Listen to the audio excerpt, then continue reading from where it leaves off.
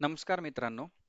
Basic training of share market याच्या पहिल्या व्हिडिओमध्ये आपलं सगळ्यांचं स्वागत आहे. तर सगळ्यात पहिले आपण शेअर मार्केट म्हणजे काय ते समजूयात. तर share market is nothing but a legal platform where we can buy or sell the shares. Right. म्हणजे काय की एक शेअर मार्केट हा असा लीगल प्लॅटफॉर्म आहे जिथे आपण काही शेअर्स विकत घेऊ शकतो तसेच काही शेअर्स विकूही शकतो. ही झाली त्याची पूर्णपणे थेरोटिकल डेफिनेशन. पण ऍक्च्युअल मध्ये शेअर मार्केट म्हणजे आहे काय, तर शेअर मार्केट म्हणजे की 97% लोक जे आहेत यांच्या पॉकेट मधला पैसा काढून 3% जे लोक आहेत त्यांच्या पॉकेटमध्ये टाकणं is nothing but share market. आता मी शेअर मार्केट बद्दल असं का म्हणतो, तर आपल्याला झिरोधा हा जो इंडियामधला नंबर वन ब्रोकर आहे तो सगळ्यांनाच माहिती आहे. आणि त्याच्याच डेटानुसार 97% जे ट्रेडर्स आहेत शेअर मार्केटमधले ते लॉस करतात आणि फक्त 3% ट्रेडर जे आहेत ते शेअर मार्केटमध्ये प्रॉफिटेबल असतात. तर एवढा मोठा आकडा जो आहे, 97% ट्रेडर जे आहेत तो शेअर मार्केटमध्ये लॉस करतात आणि फक्त 3% ट्रेडर जर शेअर मार्केटमध्ये प्रॉफिट करत असेल, तर मग शेअर मार्केटचा एवढा मोठा प्रोपोगेंडा का झालेला आहे? किंवा कोविड नंतर शेअर मार्केटमध्ये एवढे लोक का आलेत? किंवा एवढे रिटेलरची संख्या का वाढली शेअर मार्केटमध्ये? तर त्याचंच आपण काही गोष्टी समजून घेणार आहोत आणि त्याच गोष्टी रिलेटेड काही बेसिक अंडरस्टँडिंग सुद्धा आपण करणार आहोत, की जे आपल्याला पुढे करून ज्यावेळी आपण ट्रेड करणार आहोत, ऍक्च्युअल ट्रेड घेणार आहोत, त्याच्यासाठी नक्कीच फायदेशीर ठरेल. आता ज्यावेळी आपल्याला एखादा व्यक्ती सांगतो किंवा एखादा मित्र बोलतो, की "अरे, मी 10,000 रुपये गुंतवले होते. मला त्याचे 30,000 रुपये झाले. एका दिवसामध्ये, एका तासामध्ये, व्हॉटएव्हर ऑप्शन चेनमधनं." राइट? कॉल किंवा पुट विकतात किंवा विकत घेतात आणि त्यामधनं त्यांना फायदा होतो. पण त्यांना त्याचं कितपर्यंत नॉलेज आहे? शेअर मार्केटमध्ये तुम्हाला शेअर मार्केट रिलेटेड पूर्णपणे नॉलेज असणं खूप महत्वाचं आहे.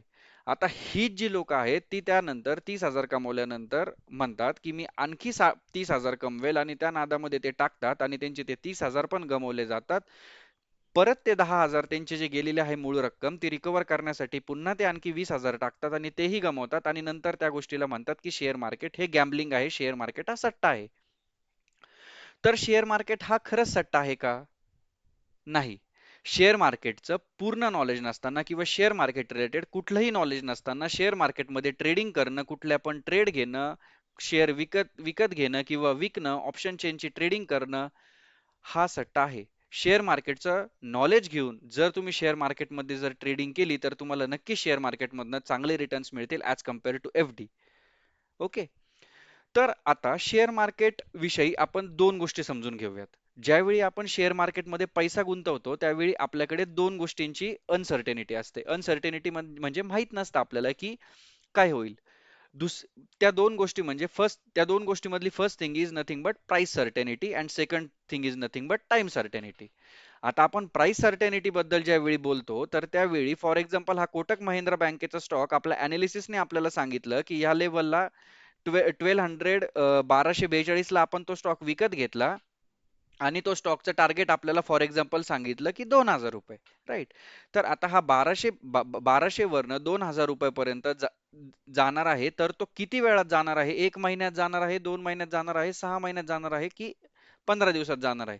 या गोष्टीची माहीत नसणं is nothing but time certainty. आणि ज्यावेळी आपण प्राइस सर्टेनिटी ज्यावेळी बोलतो, तर price certainty is nothing but की आता तुम्ही इकडं फॉर एक्झाम्पल तुम्ही इथे कोटक महिंद्राचा स्टॉक विकत घेतला 1400 ला. तुमचं अनालिसिस मी तुम्हाला शिकवलेलं जे अनालिसिस जे आहे, जे मी तुम्हाला स्ट्रॅटेजी शिकवल्या, त्या सगळ्या स्ट्रॅटेजीज तुम्ही यूज केल्या. तुम्ही तुमचा डिसिप्लिन यूज केला आणि सगळ्या गोष्टी यूज करून तुम्हाला कळालं की 1400 ला मी कोटक महिंद्रा बँकेचा स्टॉक विकत घेऊ शकतो आणि तुम्ही तो स्टॉक एक्झिक्यूट पण केला.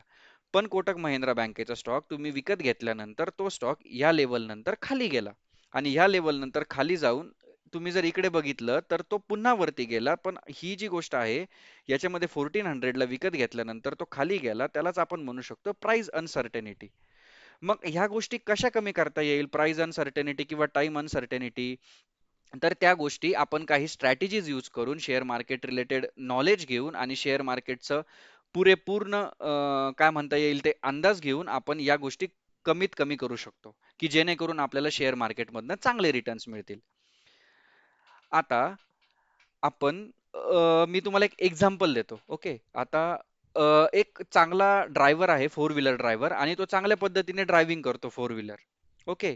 आणि तो अतिशय उत्कृष्ट पद्धतीचा ड्रायव्हर आहे. त्याला म्हणजे काय म्हणता येईल, तो एक 5-10 वर्षापासून ड्रायव्हिंग करतो, पण त्याला स्टेअरिंगला स्टेअरिंग म्हणता हे माहीत नाहीये. तो स्टेअरिंगला हँडल म्हणतो आणि गिअरला वेगळं काही म्हणतो.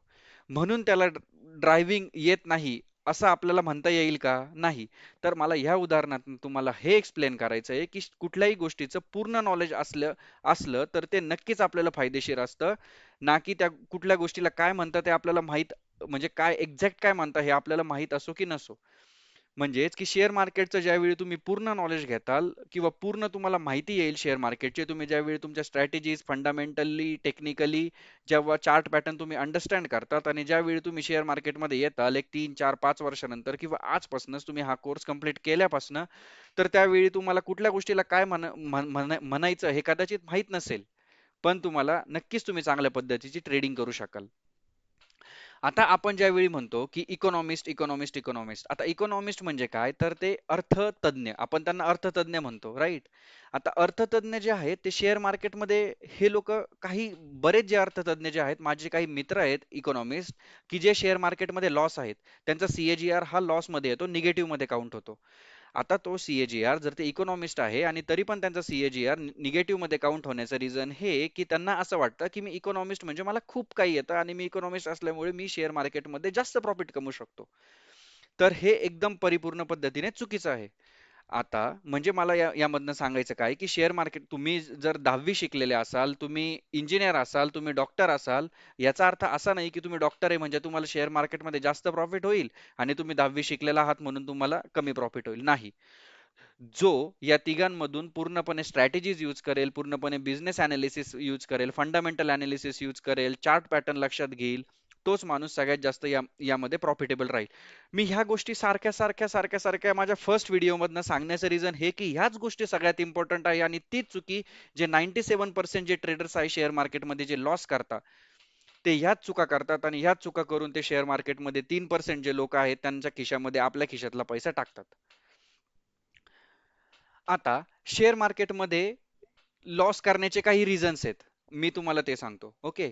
फर्स्ट रिझन जे झालं ते म्हणजे नॉलेज. ज्यावर आपण खूप काही बोललो, की शेअर मार्केटचं नॉलेज असणं खूप इम्पॉर्टंट आहे.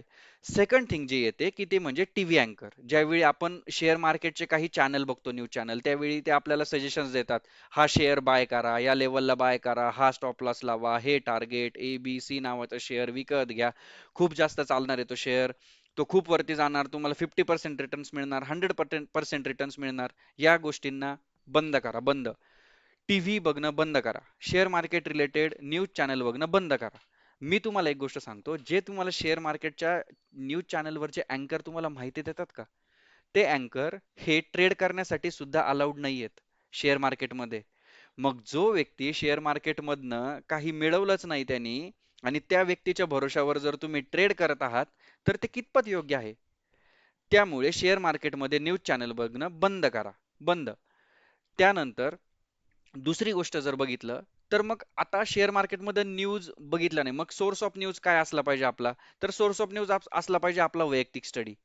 फॉर एक्झाम्पल, इकडे आता आपण बघितलं तर स्क्रीनर.com. आता ज्यावेळी आपण स्क्रीनर.com वर एखादी कंपनी टाकतो, for example HDFC bank, okay, तर आपण ज्यावेळी HDFC बँकचा अनालिसिस करायला जातो, त्यावेळी आपल्याला इकडे खूप साऱ्या गोष्टी मिळतात.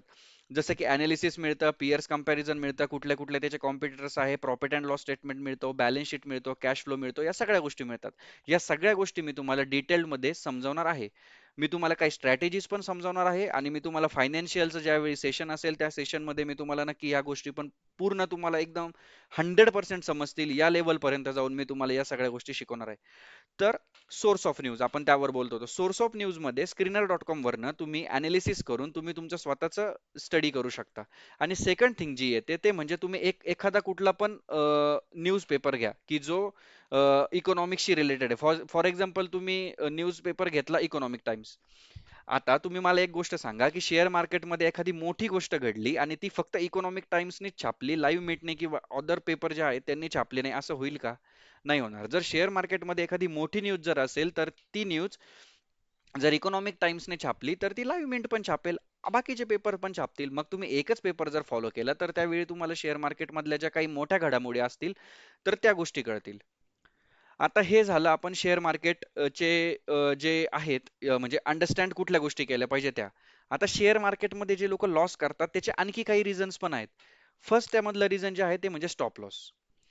लोक काय करतात की शेअर मार्केटमध्ये टिप्स घेतात, की जसं न्यूजवर सांगितलं, न्यूज बद्दल सांगितलं की एबीसी कंपनीचा स्टॉक विकत विकत घ्या, हा त्याचा ट्रिगर प्राइस असेल, हा त्याचा स्टॉप लॉस असेल, किंवा ते स्वतःचा स्टडी करून सुद्धा काही काही लोक हे स्टॉक विकत घेतात, पण ते स्टॉप लॉस लावतात.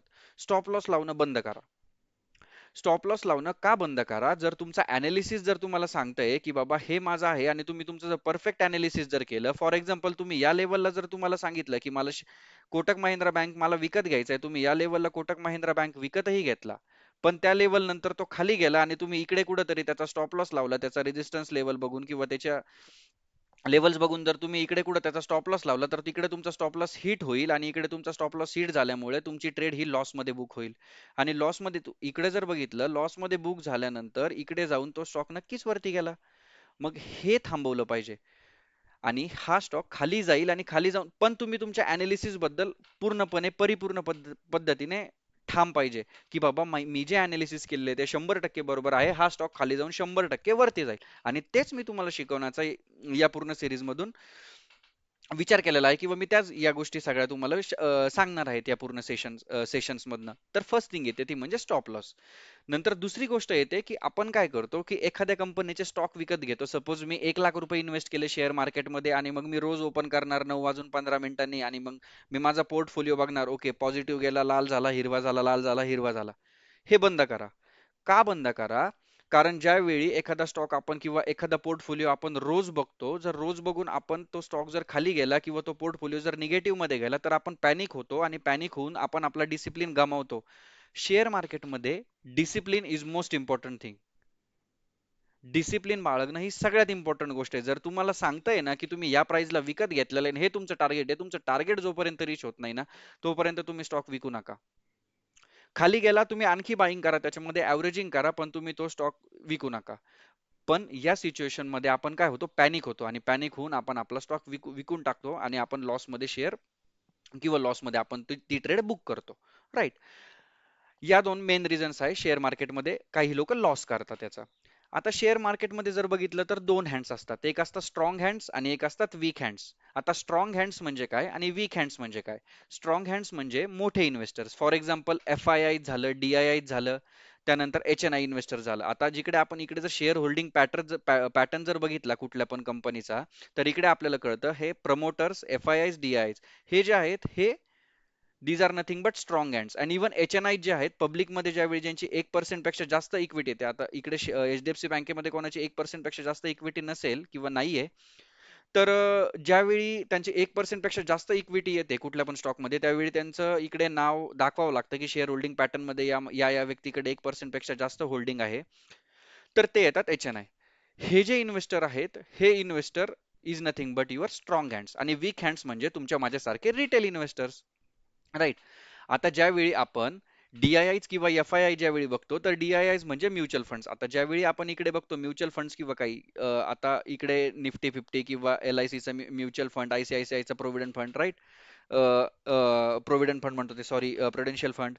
तर त्यावेळी आपण इकडे बघतो ती म्युच्युअल फंड्समध्ये जी आपण इन्स्टॉलमेंट करत असतात लोक, तर ती इन्व्हेस्टमेंट किंवा जी इन्स्टॉलमेंट जी लोक म्युच्युअल फंड्सला देतात, ती इन्स्टॉलमेंट यांना कुठेतरी इन्व्हेस्ट करावं लागते. ज्यावेळी म्युच्युअल फंड्सचा फायदा केव्हा होईल, की ज्यावेळी तुम्ही 1 लाख रुपये ज्यावेळी तुम्ही म्युच्युअल फंड्समध्ये टाकले आणि तुम्हाला एक एक एक सपोज 10 रुपये प्रॉफिट झाला आणि 10 रुपये प्रॉफिट वर ते काहीतरी चार्ज करतात. आता तुम्ही मला एक गोष्ट सांगा, जे DII जे आहेत किंवा हे जे म्युच्युअल फंड जे आहेत, त्यांना जर तुमचा 10 रुपये प्रॉफिट झाला तर जास्त फायदा होईल, की 5 रुपये प्रॉफिट झाला तर जास्त फायदा होईल? नक्कीच तुमचा जेवढा प्रॉफिट होईल त्यावर ते काहीतरी पर्सेंट घेतात, म्हणजे जेवढा जास्त प्रॉफिट तेवढा जास्त त्यांचा फायदा, बरोबर? म्हणजे त्यांना पण काय वाटतं की शेअर मार्केट वरती गेलं पाहिजे. आता ज्यावेळी आपण FII ज्यावेळी बघतो, त्यावेळी FIIs मध्ये आता तुम्ही इकडे जर बघितलं तर हा युरो पॅसिफिक ग्रोथ फंड आहे, राईट, किंवा गव्हर्नमेंट ऑफ सिंगापूर. आता हे जे आहेत गव्हर्नमेंट ऑफ सिंगापूर झालं किंवा युरो पॅसिफिक ग्रोथ फंड जे झाले, आता हे ज्यावेळी त्यांची इन्व्हेस्टमेंट करतात किंवा फॉर एक्झाम्पल आपण गव्हर्नमेंट ऑफ सिंगापूरचं उदाहरण घेऊ, गव्हर्नमेंट ऑफ सिंगापूर ज्यावेळी त्यांची इन्व्हेस्टमेंट इथे करतात, त्यावेळी त्यांना इंडियामधनं काहीतरी रिटर्न्स हवे आहेत, राईट, म्हणजे 10%, 15%, वॉट एव्हर त्यांचे काही कॅल्क्युलेशन्स असतील त्याच्यानुसार. मग तुम्ही मला एक गोष्ट सांगा, त्यांचा फायदा केव्हा होणार आहे शेअर मार्केटमध्ये? केव्हा होणार आहे? ज्यावेळी शेअर मार्केट वरती जाईल त्यावेळी. हां, शेअर मार्केटमध्ये फ्लक्च्युएशन्स असतात. शेअर मार्केटमध्ये 100% फ्लक्च्युएशन्स असतात. पण शेअर मार्केटमधले फ्लक्च्युएशन्स हे काही काळापुरतेच असतात आणि पुन्हा तो जो कर्व जो आहे, तो खाली जाऊन पुन्हा वरती हा 100% येणारच असतो. जर तुमचा तो स्टॉक फंडामेंटली, टेक्निकली आणि त्याचा चार्ट पॅटर्न हा पूर्णपणे स्ट्राँग असेल, तर तुमचा स्टॉक नक्की 100% हा वरती जाणारच असतो. म्हणजेच सांगायचं काय, की एफ-आय-आयज, प्रमोटर्स किंवा एच-एन-आय इन्व्हेस्टर किंवा डी-आय-आयज यांचा फायदा केव्हा होणार आहे? ज्यावेळी स्टॉक मार्केट वरती जाणार आहे त्यावेळी, बरोबर? आता ही लोकं, ही 97% लोकांना कसं येड्यात काढतात किंवा 3% लोकं 97% लोकांना किती मोठ्या प्रमाणामधलं यांचं नेक्सस आहे, मी तुम्हाला हे थोडक्यात समजवायचा प्रयत्न करतो. आता तुम्ही ऐकलं असेल की crude oil, crude oil, crude oil, right? Crude ऑइलच्या प्राइजेस कमी झाल्या, क्रूड ऑइलच्या प्राइजेस जास्त झाल्या. क्रूड ऑइलच्या प्राइजेसमुळे डॉलरची किंमत वाढली, रुपया घसरला, रुपया वाढला, बरोबर? आता ज्यावेळी आपण ह्या गोष्टी जर बघतो, आता तुम्ही मला एक गोष्ट सांगा, इंडियन गव्हर्नमेंट हे त्यांच्या प्रत्येक वर्षाच्या बिलमध्ये काहीतरी क्रूड ऑइलचं काहीतरी बजेट मेन्शन करतं, की या एवढ्या एवढ्या अमाउंटमध्ये मला क्रूड ऑइल विकत घ्यायचं आहे. कारण त्यांना समजतं, की त्यांना माहिती असतं, की माझ्या 15 दिवसामध्ये इंडियामध्ये एवढं-एवढं क्रूड ऑइल हे कन्झ्युम होणार आहे आणि त्यांच्याकडे पण कॅपॅसिटी 15 दिवसाचीच असते, की 15 दिवसामध्ये एवढं-एवढं क्रूड ऑइल इंडियामध्ये कन्झ्युम होणार आहे. त्यावरनं ते कॅल्क्युलेशन करतात आणि 1 वर्षाचं कळतं. आता हा डेटा ज्यावेळी काही देश जे जे तेल उत्पादन करतात किंवा ज्यांच्याकडे तेलाच्या विहिरी आहेत, त्यांना ज्यावेळी जातो, तर त्यांना पण सगळ्या देशांचा डेटा येतो आणि तो डेटा येऊन त्यांना पण माहीत असतं, की मला पुढच्या 15 दिवसामध्ये किती तेल काढायचंय, पुढच्या 20 दिवसामध्ये किती तेल काढायचंय, बरोबर? मग जर एवढं सगळं हे सिस्टमॅटिक आहे आणि जर फक्त रशियाने किंवा फॉर एक्झाम्पल समुद्रामध्ये एखादी शिप पलटली किंवा ती बुडाली किंवा ती थांबवल्या गेली, व्हॉटएव्हर काही पण रिझन असू द्या, आणि त्यामुळं क्रूड ऑइलची प्राइस 10-10, 20-20 टक्क्यांनी खाली वर झाली, हे कितपत तुम्हाला बरोबर वाटतं? तर ह्या सगळ्या गोष्टींमध्ये तुम्हाला पॅनिक करून तुमच्याकडनं तुमचे प्रॉफिट बुक करून किंवा तुम्हाला काही स्टॉक विकत घ्यायला लावून, हाय लेवलला जाऊन विकत घ्यायला लावून, जी तुमच्याकडनं बाईंग केली जाते किंवा सेलिंग केली जाते, ती याच माध्यमातून केली जाते आणि अशाच पद्धतीने 97% ट्रेडर जे आहेत ते शेअर मार्केटमध्ये लॉस करतात. आता मग शेअर मार्केटमध्ये प्रॉफिट होतो तरी किती? माझ्या अकॉर्डिंग शेअर मार्केटमध्ये प्रत्येक 3 वर्षाला तुम्हाला 100% गेन हा 100% आला पाहिजे. म्हणजे तुम्ही 1 लाख रुपये जर गुंतवले, तर तुम्हाला प्रत्येक 3 वर्षामध्ये 2 लाख रुपये मिळाले पाहिजे. मग याचा अर्थ असा नाही होत, की प्रत्येक वर्षी मला 33% रिटर्न्स येईल. आता आपण ज्यावेळी प्रत्येक वर्षी ही ज्यावेळेस कन्सेप्ट येते, त्यावेळी आपण त्याला म्हणतो सी-ए-जी-आर, बरोबर? आता सी-ए-जी-आर हा 33%चा प्रत्येकच वर्ष असेल असं नाही, पण 100% 3 वर्षानंतर तुमची अमाऊंट ही डबल होणार. डबल. आता फॉर एक्झाम्पल तुम्ही 2023 मध्ये 1 लाख रुपये गुंतवले किंवा तर तुम्हाला 2023 मध्ये कदाचित सी-ए-जी-आर हा 20% मिळेल. 2024 मध्ये सी-ए-जी-आर तुम्हाला 40% मिळेल आणि 2025 मध्ये पुन्हा तुम्हाला सी-ए-जी-आर 30% मिळेल. मग हे पूर्ण कॅल्क्युलेशन करून तुमचा 3 वर्षाचा सी-ए-जी-आर बाय डिफॉल्ट झाला एक अराउंड 100%, 90% व्हॉटएव्हर, बरोबर? तर शेअर मार्केटमध्ये 101% मी तर म्हणेल, की 3 वर्षामध्ये तुमचं जे अमाउंट जे तुम्ही इन्व्हेस्ट केलेलं आहे, ते 101% डबल हे झालंच पाहिजे. त्यावेळी तुमचा शेअर मार्केटमध्ये फायदा होतोय, आपण असं म्हणू शकतो. आणि तो फायदा होतो तुम्ही जर माझ्या स्ट्रॅटेजीज फॉलो केल्या, तुम्ही जर डिसिप्लिन बाळगला, तुम्ही जर मी जे तुम्हाला फंडामेंटल टेक्निकल एनालिसिस जे शिकवणार आहे, ते जर तुम्ही फॉलो केलं, चार्ट पॅटर्न जर फॉलो केला, तर तुम्हाला नक्की यामध्ये तेवढा प्रॉफिट होईल याची मी तुम्हाला गॅरंटी देतो. आता या गोष्टी ज्या आहेत, या गोष्टी तुम्हाला कशा समजणार, की काय केलं पाहिजे? तर यासाठी तुम्हाला माझे जे पुढचे जे सेशन्स आहेत, माझे जे पुढचे जे व्हिडिओज येणार आहेत, ते व्हिडिओज तुम्ही माझे पूर्ण पाहिले पाहिजे. तुम्ही त्याच्या नोट डाउन केल्या पाहिजे. तुम्ही ते व्हिडिओ तुम्हाला समजले नाही तर सारखे-सारखे पाहिले पाहिजे. मी यानंतर पण काही व्हिडिओज टाकेल companies related, specific companies related किंवा स्टॉक मार्केट रिलेटेड. ते व्हिडिओ सुद्धा तुम्ही पाहिले पाहिजे. बरोबर? तर ते व्हिडिओज पाहिल्यानंतर तुम्हाला त्यामधनं खूप काही नॉलेज मिळेल. तुम्ही हळू-हळू एका स्टेबल स्टेजपर्यंत जाताल आणि तुम्हाला बऱ्यापैकी गोष्टी समजतील. यासाठी तुम्ही मला सबस्क्राईब देखील केलं पाहिजे. आता मग तुम्ही ज्यावेळी मला सबस्क्राईब करताल, त्यावेळी तुम्ही या सगळ्या गोष्टी आत्मसात कराल. माझे व्हिडिओज बघून किंवा आणखी काही एनालिस्टचे व्हिडिओज जर तुम्ही बघत असाल, तर ते व्हिडिओज बघून आणि तुम्ही तुमची अ, बुद्धी लावून शेअर मार्केटमध्ये प्रॉफिट करू शकता. वेगवेगळ्या तुमच्या स्ट्रॅटेजीज डिफाईन करू शकतात. बरोबर. आता जर आपण बघितलं माझ्या कॅल्क्युलेशननुसार एक सिम्पली जर आपण म्हटलो, की तुम्ही म्हणताल, की माझ्याकडे तर आज एकही रुपया नाहीये, पण मी ₹10,000 पर मंथ इन्व्हेस्ट करू शकतो. ₹10,000 पर मंथ इन्व्हेस्ट करणं is not a big deal according to me. आता आपण ज्यावेळी HDFC मध्ये SIP कॅल्क्युलेटर ज्यावेळी आपण म्हणतो, HDFCच्या वेळी SIP कॅल्क्युलेटर आपण ओपन करतो आणि ज्यावेळी मी तुम्हाला म्हणतोय की दर 3 वर्षाला तुमचे फंड्स हे डबल होतात, राईट? आणि तुम्ही जर पर मंथ जर सपोज 10,000 रुपये जर इन्व्हेस्ट करत असाल शेअर मार्केटमध्ये, हे SIPs मी तुम्हाला फक्त एक उदाहरण देतोय. आणि ज्यावेळी तुम्ही हे फंड्स तुम्ही 10 वर्षासाठी ज्यावेळेस इन्व्हेस्ट करताल म्हणजे 120 मंथची ज्यावेळेस इन्स्टॉलमेंट होईल आणि ज्यावेळी आपण 33 न पकडता 30% जरी रिटर्न्स पकडले, तर तुमचे 10,000 रुपये पर मंथचे 10 वर्षामध्ये 75,26,000 रुपये होतात.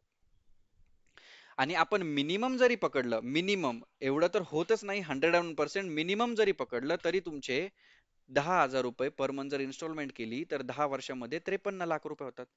तर या गोष्टी करण्यासाठी तुम्ही काय केलं पाहिजे? या गोष्टी करण्यासाठी तुम्ही डिसिप्लिन आणि मी ज्या गोष्टी काही सांगणार आहेत त्या गोष्टी तुम्ही तुमच्या फॉलो केल्या पाहिजे. 101% फॉलो केल्या पाहिजे. कुठेही चुकले नाही पाहिजे तुम्ही यामध्ये.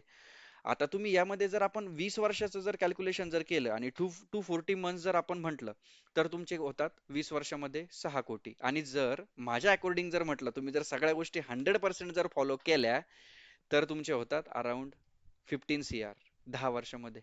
तर ही खूप मोठी, खूप म्हणजे खूप मोठी रक्कम आहे. आणि या ज्या गोष्टी ज्या आहेत, या गोष्टी आपण शेअर मार्केटमध्ये आत्मसात केल्या पाहिजे. या गोष्टी आपण शेअर मार्केटमधून शिकलो पाहिजे. ना की 97% लोकांमध्ये आपण उभं राहिलं पाहिजे, पण आपण 3% लोकांमध्ये उभं राहिलं पाहिजे. बरोबर? आपल्याला काही छोट्या छोट्या गोष्टी असतात, की त्या गोष्टी माहीत असतात, पण त्या गोष्टी आपण फॉलो करत नाही. आणि त्या गोष्टी फॉलो केल्या नाही, की त्या गोष्टीमुळे आपला खूप लॉस होतो. खूप म्हणजे खूप लॉस होतो. आता आपल्याला माहित असतं, की बाहेरचं खाल्ल्याने त्रास होणार आहे, तरी पण आपण बाहेरच्या गोष्टी खातो. बरोबर? तर मग का करतो आपण असं? मग त्या गोष्टी ज्या आहेत, त्या गोष्टी आपण फॉलो करत नाही. अशाच छोट्या-छोट्या गोष्टी आपल्याला माहीत असतं, की या गोष्टीमधनं काहीतरी वाईट होणार आहे, तरी पण त्या आपण गोष्ट करतो आणि त्या गोष्टी फॉलो करत नाही. म्हणून आपला त्यामध्ये लॉस होतो.